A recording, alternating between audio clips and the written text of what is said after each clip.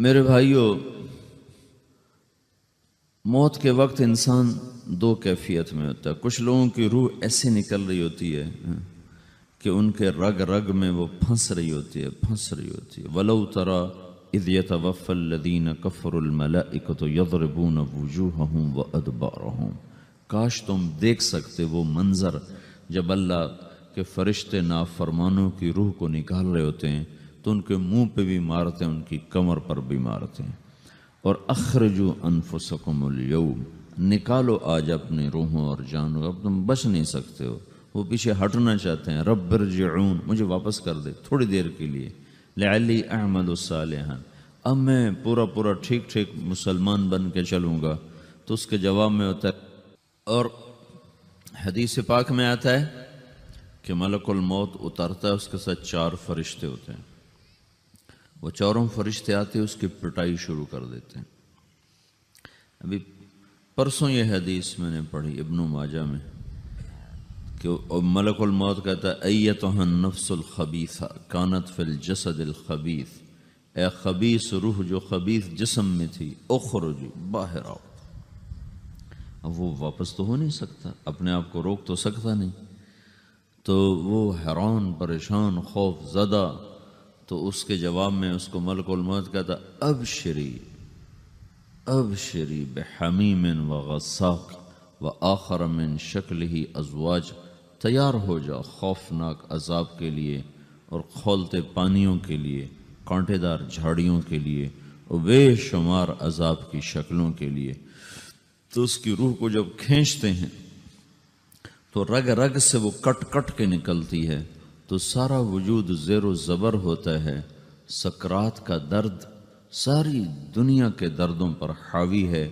جب اس کی روح نکلتی ہے اور اس کو لے کر آسمان پر چلتے ہیں تو دروازے پر پہنچتے ہیں تو اندر سے فرشتے پوچھتے ہیں کون ہے؟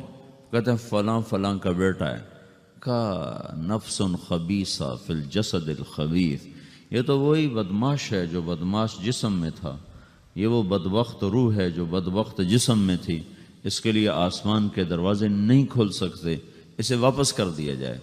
تو آسمان کے دروازے لا تفتح لهم ابواب السماء ولا يدخلون الجنة حتى يلج الجمل في سم الخياط، کہ ان کے لیے آسمان کے دروازے نہیں کھلیں گے اور ان کے لیے جنت کے دروازے نہیں کھلیں گے، پھر یہ وہاں سے نیچے گرائے جاتے ہیں جو اللہ کا قید خانہ ہے سجین، وما ادراک ما سجین کتاب مرقوم، وہ تمہیں خبر نہیں کہ وہ کیا خوفناک قید خانہ ہے جو اللہ تعالیٰ نے بنایا ہے، اسے وہاں دھکیل دیا جاتا ہے۔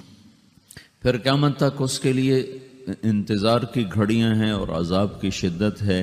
اور جب کوئی نیک آدمی اللہ تعالیٰ کے دربار میں جانے کا اس کا وقت آتا ہے تو اللہ تبارک و تعالیٰ فرماتے ہیں ان الذین قالوا ربنا اللہ ثم استقاموا تتنزل علیہم الملائکۃ الا تخافوا ولا تحزنوا وابشروا بالجنۃ التي کنتم توعدون نحن اولیاؤکم فی الحیاۃ الدنیا وفی الآخرہ ولکم فیہا ما تشتہی انفسکم ولکم فیہا ما تدعون نزل من غفور الرحیم۔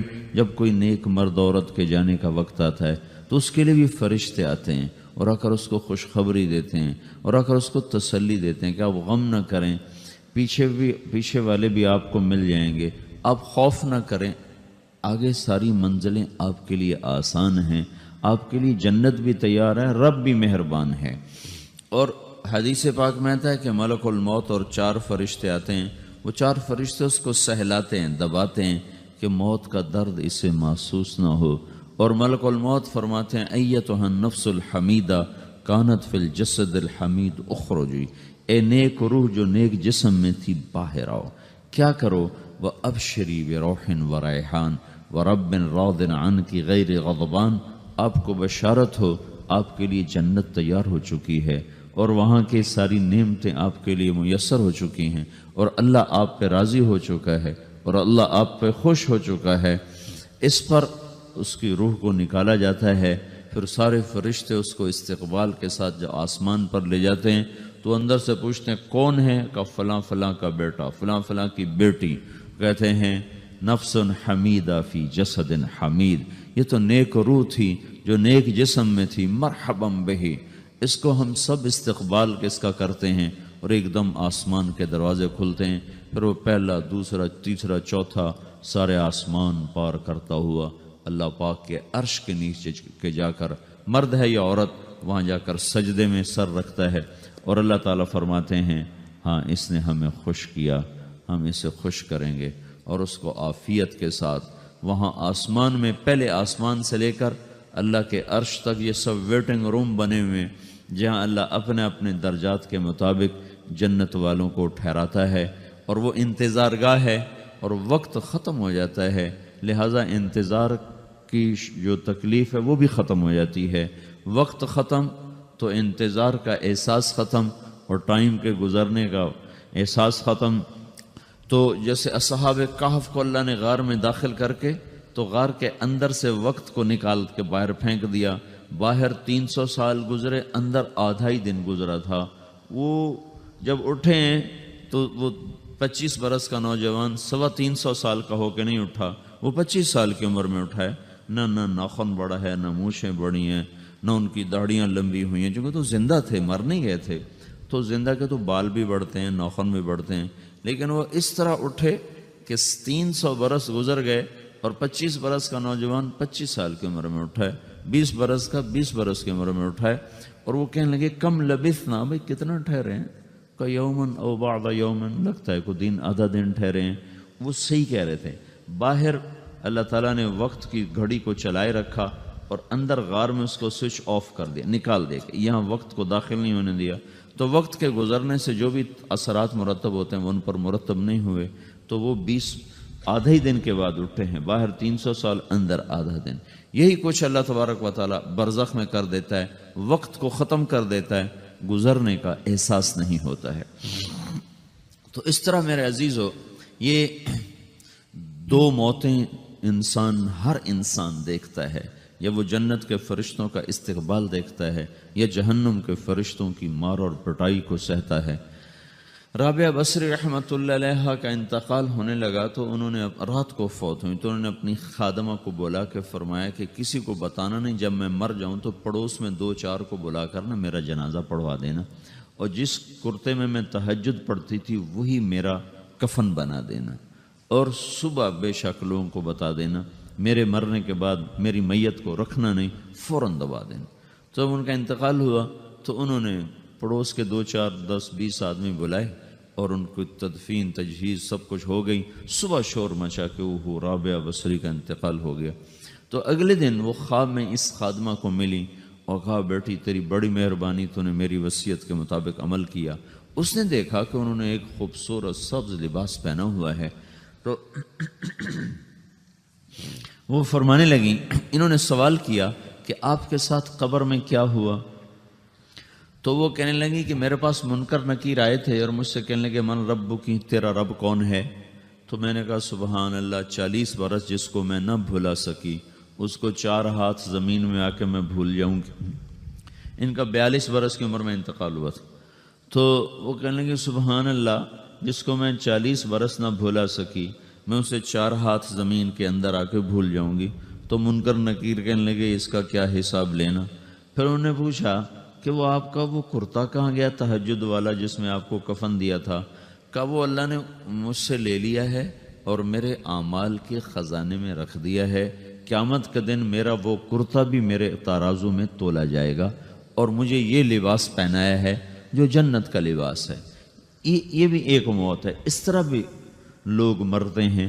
اور دوسری بھی ایک موت ہے، ہمارے علاقے کی بتا رہا ہوں، اپنے علاقے کی۔ ایک ذمہ دار مر گیا، اس کی قبر کھودی، ساری بچھوؤں سے بھری ہوئی، ایسے جیسے چیونٹیاں پھر رہی ہوتی، تو انہیں وہ بند کر کے دوسری کھودی، ساری بچھوؤں سے بھری ہوئی، پھر وہ بند کر کے تیسری کھودی، ساری بچھوؤں سے بھری ہوئی۔ قبرستان میں اتنے بچھو کہاں سے آ گئے؟ یہ زمین کے بچھو نہیں ہیں، یہ آخرت کی بلائیں ہیں جس کے ساتھ اب اس سے قیامت تک رہنا ہے اور گزارا کرنا ہے۔ تو یہ 2 طرح کی موتیں روزانہ لوگ مرتے ہیں، روزانہ لوگ مرتے ہیں۔ جب نماز کا وقت ہوتا ہے ملک الموت ساری دنیا کا چکر لگاتا اور دیکھتا ہے کون پڑھ رہا ہے کون نہیں پڑھ رہا، کون پڑھ رہا ہے کون نہیں پڑھ رہا۔ جو نماز کی پابندی کرتا ہے اس کی موت آسانی سے ہوتی، جو نماز میں غفلت کرتا ہے اس کے ساتھ موت کے وقت شدت اور سختی اختیار کی جاتی۔ تو بھائیو، یہ ایک جسم ہے، ایک روح ہے۔ روح باقی رہنے والی چیز ہے، جسم مٹ جاتا ہے، پھر اللہ سے قیامت کے دن نیا جسم عطا فرمائے گا، ایک نیا جسم دیا جائے گا۔ روح وہی ہے جو اللہ کے خزانوں میں جمع ہو جاتی ہے۔ نافرمان کی سیاہ کالی روح ہوتی ہے، فرما بردار کی روشن چمکدار روح ہوتی ہے۔ تو اللہ نے کچھ تقاضے جسم کے رکھے ہیں اور کچھ روح کے رکھے ہیں۔ جسم کے تقاضے پورے نہ کرو تو یہ پریشان ہو جاتا ہے، روح کے تقاضے پورے نہ کرو تو یہ پریشان ہو جاتی۔ روح کی پریشانی جسم سے زیادہ ہے، چونکہ روح کی طاقت جسم سے زیادہ ہے۔ جسم مٹی سے بنا ہے، اس کی غذا بھی مٹی سے نکلتی ہے۔ روح آسمان سے ہے، اس کی غذا بھی آسمان سے ہے۔ روح کا تعلق جب تک اللہ سے نہیں جڑتا، اس سے بھوک اور پیاس لگتی رہتی ہے۔ جسم کو جب تک روٹی اور پانی نہ ملے یہ تڑپتا اور پریشان رہتا ہے۔ جیسے اللہ تعالیٰ نے ہمارے جسم میں روٹی اور پانی کی طلب کو بے ساختہ رکھ دیا ہے۔